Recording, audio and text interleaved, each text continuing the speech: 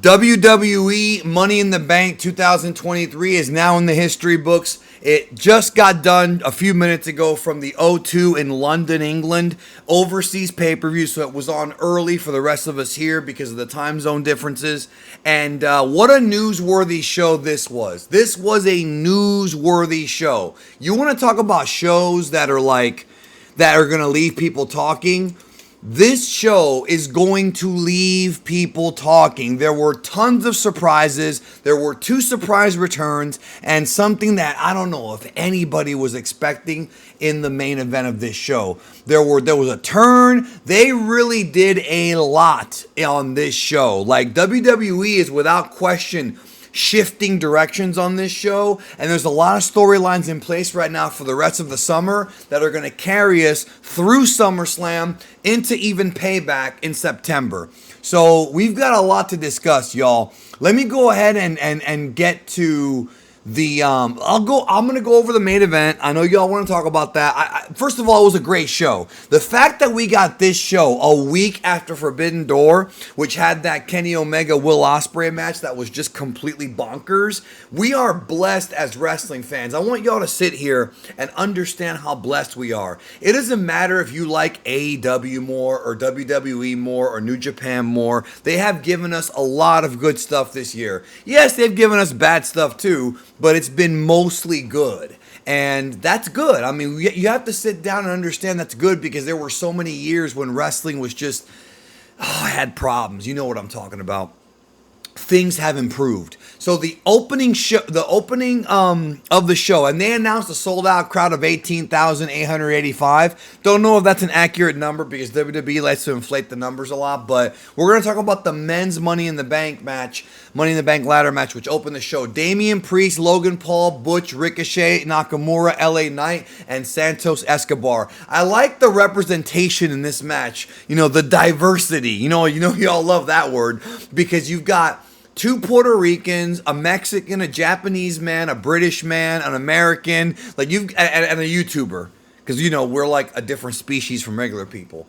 I'm joking, but what a great freaking show.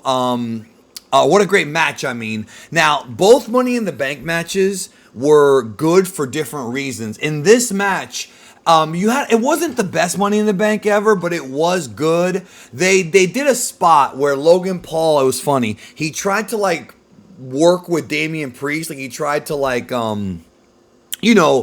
team up with him because they both happen to live in Puerto Rico, and of course Damian Priest screwed him, and everybody cheered. They set up 2 tables next to each other, and by the way, dude, Ricochet doing the springboard 450. What an athlete, bro. Why can't we get Ricochet against freaking El Hijo de Vikingo? Can you imagine how nuts that would be? Or Commander, but Vikingo's over in AEW and in AAA, so that's probably not going to happen. Maybe someday. There's just a lot of shooting stars going on. So, and of course, Logan Paul, look, like him or hate him, dude, Logan Paul is made for wrestling. I mean, he's actually an athlete, right? He's picked it up faster than a lot of celebrities have. I have respect for Logan Paul in the ring. But they set up these 2 tables, and later on in the match, there was a nasty bump with Logan Paul and Santos Escobar where it looked like he may have gone head first through the table, like how Mick Foley did during Revenge of the Taker way back in 1997. Now, I don't know if he's hurt, but I know that he could have gotten hurt. And I know what you're thinking. Yeah, well, anybody can get hurt with these spots. And it's true.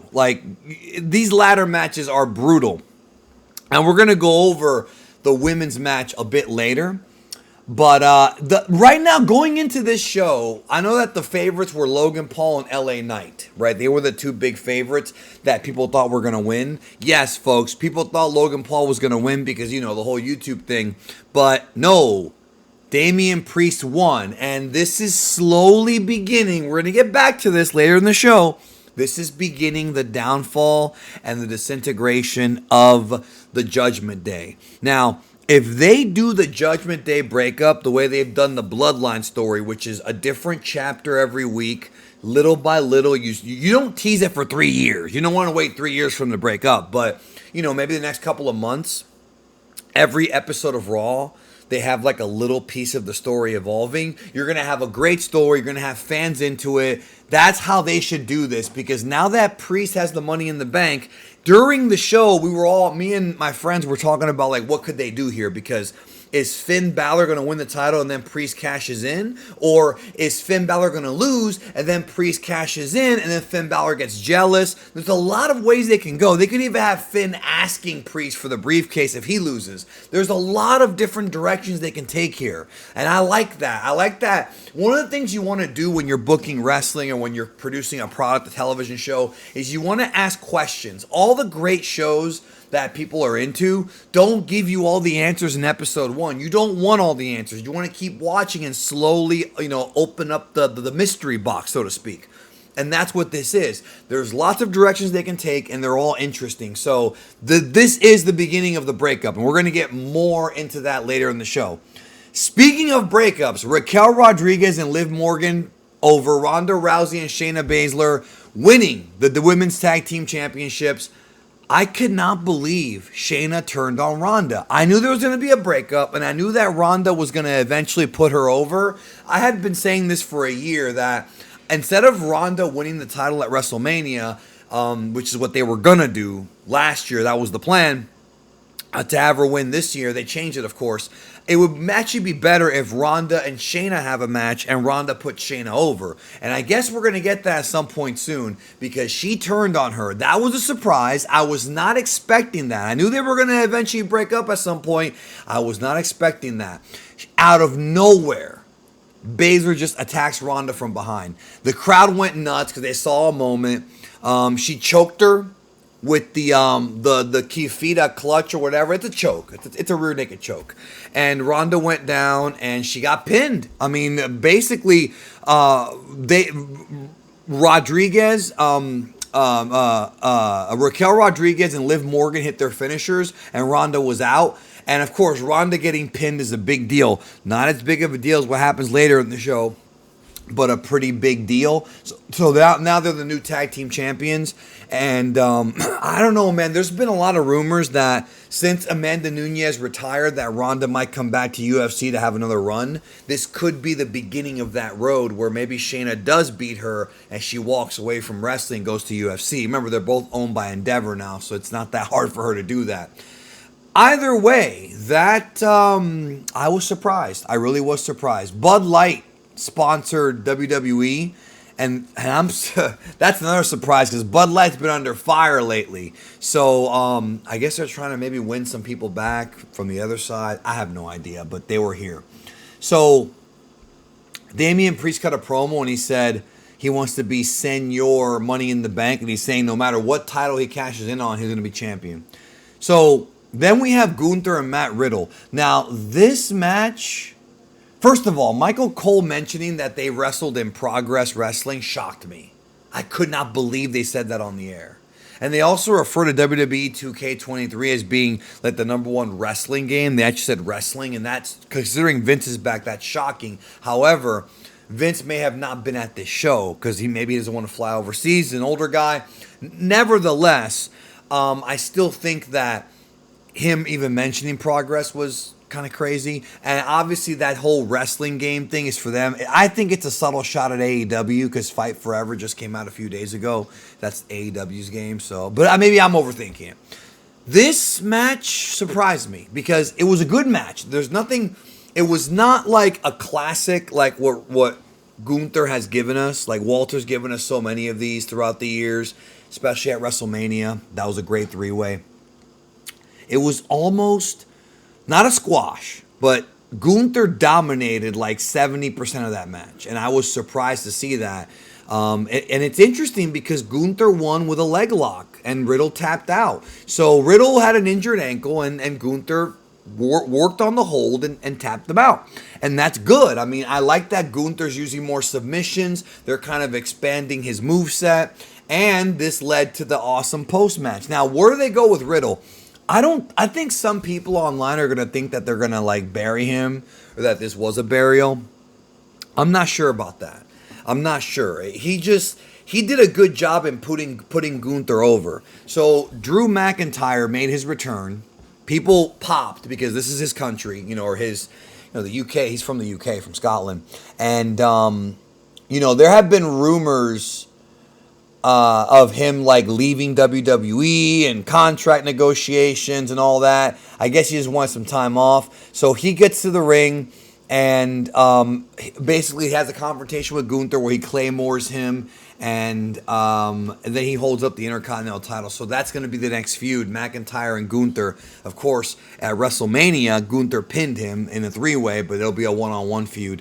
I'm excited for that. It's going to be good. But I'm telling you right now, y'all, I don't think Gunther's dropping the title to Drew McIntyre, because I heard this morning that they're going to have Walter beat Honky Tonk Man's title run. So kind of like what they did with Roman Reigns, the over 1,000 thing, they're going to do something similar with Walter, where he's going to hold on to the IC title for over 18 months and basically outdo the Honky Tonk Man's 87-88 run with the title.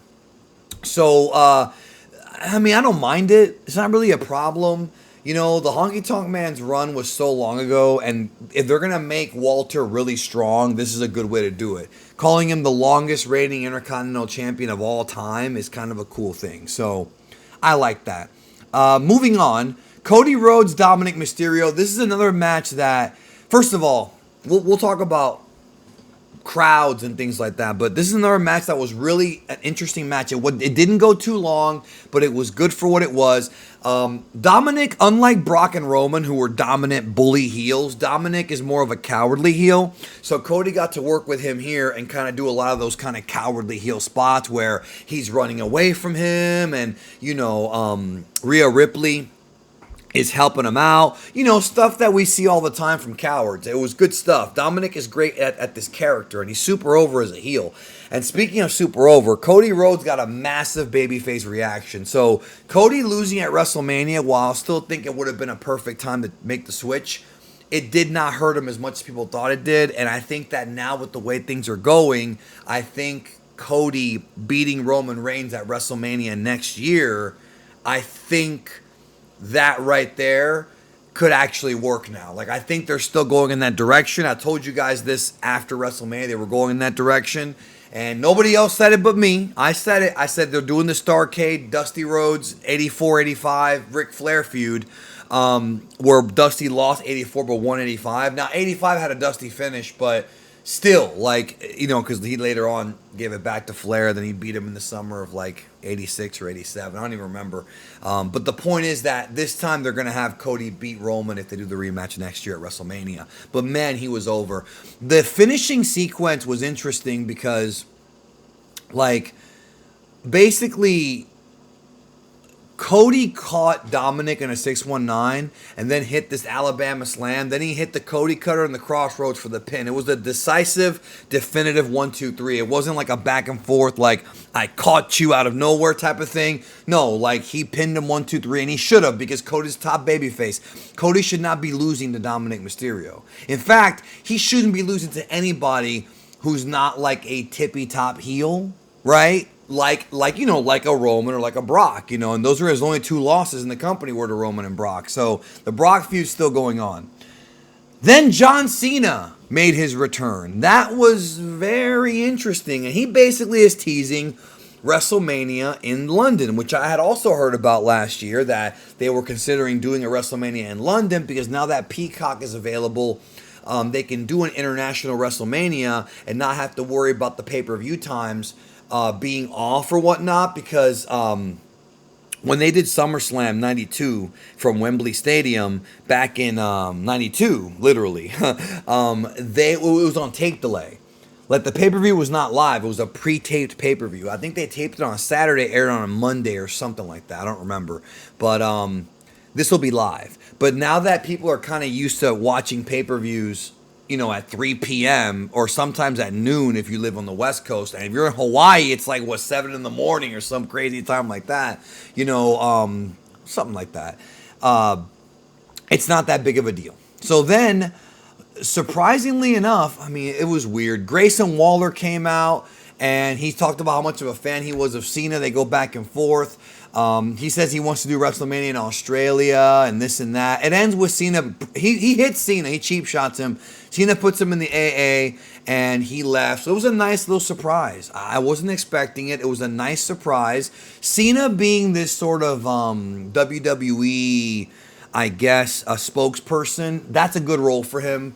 Have him wrestle once a year, like what The Undertaker used to do, once or twice a year. Doesn't have to be a lot. And then have him come out and do special announcements like this. I mean, the guy's filming movies and whatnot, so if you can use them, use them. And that surprised me. He went to the UK, and that's good. It was a good surprise. Then we have the women's Money in the Bank ladder match. This was different from the men's because they did a lot more crazy stunts than I was expecting, yo. Like, look, this is not a sexist thing, but like we're all used to men taking crazy bumps, but women are obviously a lot less heavy, right? And they have different bone structure, and this is not sexist, it's objectively true. So when a ladder hits a woman, it has a higher risk of injury than a guy. It just is what it is. Now, these are obviously athletes, but they were doing some crazy stuff, especially Trish, who is, she's not young. She looks great, but she's over 40. She is not young, and she's in there doing bumps as if she was young. So it was Trish Stratus, Zoe Stark, or as I call her, Hoey Starks. It's from Hoey 101. It's an old joke. Zelina Vega, Becky Lynch, Bayley, and Io Sky. Now, I thought they were going to give it to Becky Lynch because of the whole, she's European and whatnot. But no, they gave it to Io Sky, which, once again, it's very similar. They're doing two parallel storylines here with not the Bloodline, Judgment Day and Damage Control. They've been teasing the Damage Control breakup for a while, actually, and I think this is going to be the beginning of that, because in the match, like at one point, Bayley kind of screws over Io Sky, and what ends up happening is they came up with this really creative finish, like really creative, where somebody brought handcuffs into the ring, and Io Sky handcuffed Bayley and Lynch together in between the ladders. So like the ladder was there, and they handcuffed them like to each other, and that was brilliant, dude. Like, whoever came up with that is a tremendous agent. Whoever put this match together knows what they're doing. And Io Sky climbed the ladder and got the briefcase. So that's going to continue the breakup that you've been seeing it on SmackDown and Raw, dude. The Damage Control is done very, very soon. Really good finishing sequence, and Trish took a lot of crazy bumps, yo. Like, I was just shocked. If you didn't see this show, dude, you need to go see it. There were no bad matches. Every match was good, and they furthered along storylines and started new ones. Seth Rollins and Finn Balor for the World Heavyweight title. Again, not a super long match. It was about 13 minutes, and they used their time very wisely on this show. As much as I appreciate 30-minute main events like what AEW provides, I also don't want matches to go too long all the time, because I think people overrate a lot of long matches. Not everybody can do great long matches. These two guys certainly can, but they did so much for 13 minutes that I thought it was more than enough. They go back and forth. They tease, finishers. Rollins hits the pedigree. Traditional stuff. Now, the finish is at one point, Damian Priest walks out with the Money in the Bank. And the crowd starts chanting, "Cash it in, cash it in." And because they wanted to see a title change, right? So what happens is, first Rollins gets distracted. And then Finn Balor tries to roll him up, but he didn't get the 3 count. So what happens is, he's going to go back. Later in the match, Balor's about to hit the coup de grace, the double stomp from the top rope. He sees he sees, we're getting there next. He sees Priest on the outside with the briefcase, gets distracted for a moment, which screws up the whole thing. Rollins moved out of the way, got caught with a curb stop, and that's the 1, 2, 3. So again, the breakup of Judgment Day has begun. Raw could get really interesting, because what if Balor asks Priest for the Money in the Bank briefcase because, hey, you kind of screwed me. Well, no, you screwed yourself, buddy. You got distracted. Were you going to cash in on me? Of course not. I was out there to support you. Like, they could have like a whole back and forth. Like, I'm actually excited for Raw for the first time in a few weeks, because this story, if done with, not the same length as the Bloodline breakup, but if they do use the same tender love and care and planning with each chapter of this story, it could be a great breakup. A lot of factions are breaking up nowadays, and that's good because that allows room for new factions. So, good match. To me, it was really more like a setup for a bigger angle than just like a big title match. Seth's match with AJ Styles at the Saudi show last month was probably better, but this was fine. So, they interview Kevin Owens and Sami Zayn, who are going to be interested in this match and, you know, the Bloodline Civil War. They're just in there kind of enjoying it. Then we have the main event. The Usos, Jimmy and Jay versus Roman Reigns and Solo Sikoa, the Bloodline Civil War. So they had I guess you can call it like a really good hot tag team match. It's just a very well worked tag team match. The Usos, I think, while I love their heel run, I think that in ring they work babyface better. The crowd was heckling these guys like Reigns and Sikoa all night. The crowd was into everything. And Cena addressed it earlier when we talked about how they hijacked the show. And he's like, no, y'all make the show better. So, okay. I don't even know where to start with this. It was a good match. Obviously, it was a good match. I'm not going to shit on it. It was a good tag match. There was a ref bump, and then all hell breaks loose. The Usos go for a double splash on Roman. Sikoa made the save.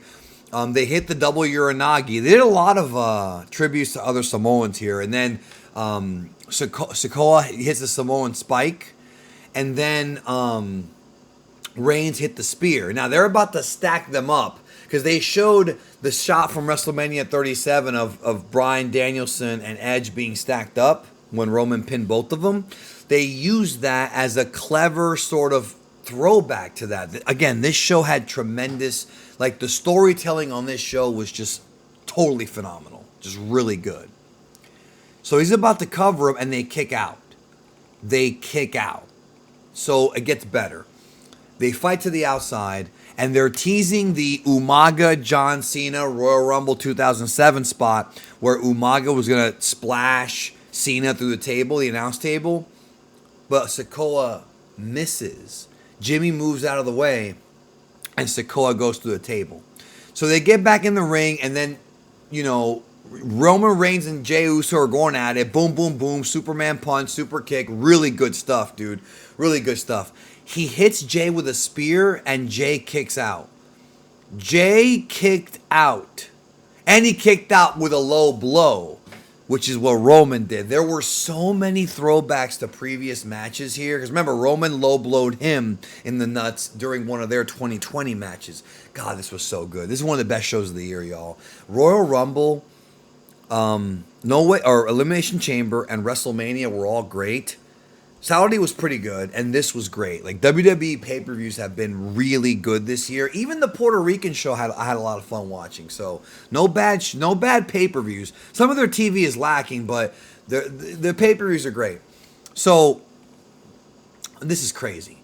So, both Usos start to, like... First, when Jey kicks out, I lost it. Because not even Cena kicked out of the spear. So Jimmy and Jey start to like hit Roman Reigns with a bunch of super kicks, one after another. Then they do the head shrinker splash. Again, there were so many tributes to other Samoans in this match. Holy shit, did I enjoy that. And they pin Roman 1, 2, 3. I am still in shock. In the first time since late 2019, Roman Reigns has been pinned 1, 2, 3 in the middle of the ring. This is a serious, major deal. I was not expecting it. I was expecting Sikoa to get pinned or the Usos to get screwed over by Paul Heyman. Roman Reigns has been pinned by one of his cousins for the first time in 3.5 years. That is amazing storytelling. And now Jimmy or Jey are both in line to get title shots because they just pinned the world champion or the universal champion. So SummerSlam's main event is going to be Roman Reigns against one of the Usos or some kind of three-way or some kind of four-way or something. Like, without question, this is not over. This is not over. The Usos are going to want that universal unified title. I just can't believe it. And I'm not saying in a bad way. I cannot believe that Roman Reigns got pinned because it's been so long since it happened. That's the thing. People would always complain about, like, remember how people would bitch about how Cena never got pinned and Cena was unbeatable, he's Super Cena. But then when he did get pinned, it was like when Daniel Bryan pinned him or when CM Punk beat him at Money in the Bank 2011. Like, that's how you book wrestling, right? You book a very strong character to beat everybody else so that when he gets beaten, it's a big deal. It's a major deal. You can't just throw around pins. And WWE has always understood that. That's one thing that Vince McMahon's philosophy, being obviously underneath Vince Sr. and seeing Bruno's run, has taught him. Bruno was undefeated for years, almost a decade, right, as world champion. And then when he got pinned by Ivan Koloff in the Garden, the crowd was just silent. It was so silent that Bruno thought that he had gone deaf. He thought there was something wrong with it, like his hearing. But no, nobody, they were speechless. So whenever somebody, like when you do that and you do it right, when there's a big pinfall, like it's a big deal. Roman Reigns has been pinned. What a great show. I like that the show balanced out its time really well. I thought every match got a good amount of time. Would I have liked a longer title match earlier in the show? Maybe. But I was so happy with this show, dude. No bad matches. Very few wasted moments. There's not much to complain about here, y'all. This was a phenomenal pay-per-view. And the people of London really got their money's worth here. Huge thumbs up. We are blessed as wrestling fans. What did you think? Let me know down below, and we'll talk soon.